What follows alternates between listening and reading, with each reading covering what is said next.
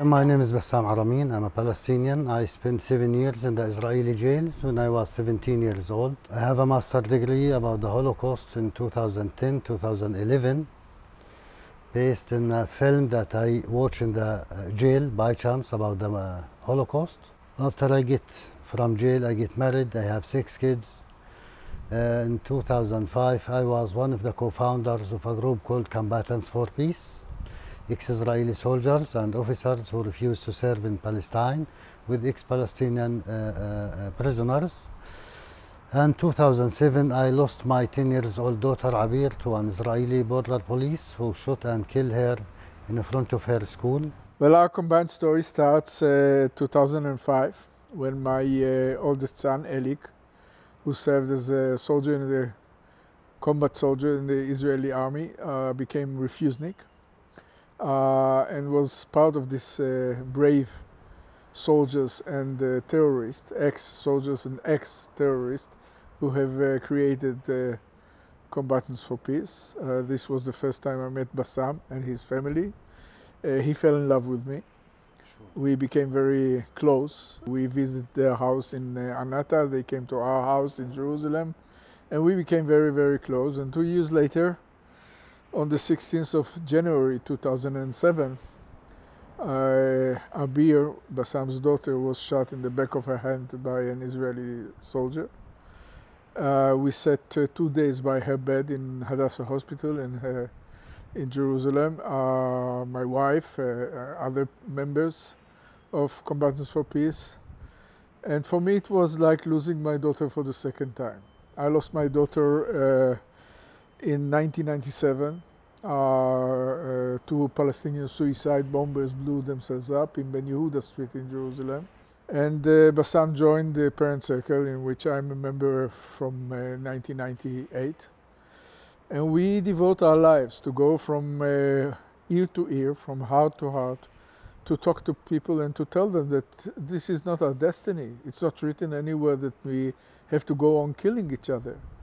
And we can change the situation, and the only way to change it is simply by talking to each other, telling our stories, and see that there is another way, that there is light in the dark.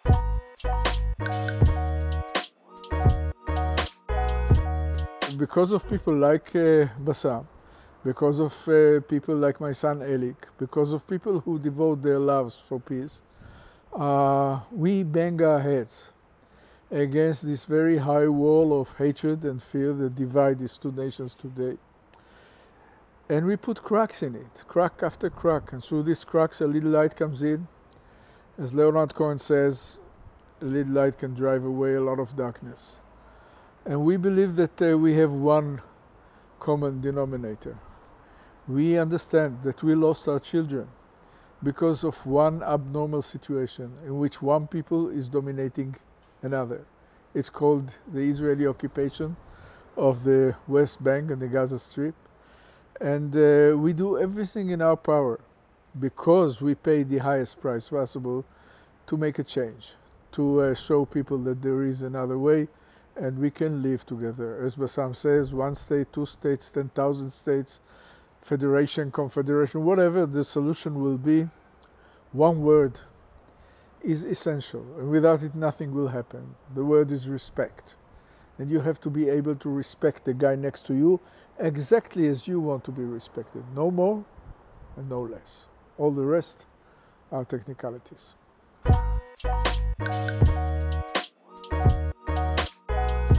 People love stories.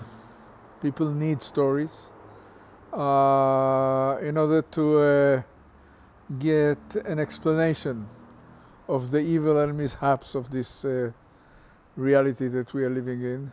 People are looking at us, expecting us to hate each other, expecting us to seek revenge. And when we tell them about our friendship and about our daughters, it becomes a story. The story is interesting, it's not usual. It gives hope. Most of the people around the world, normal people, which are not full of hatred and anger and sick of revenge, they want to listen and to get hope.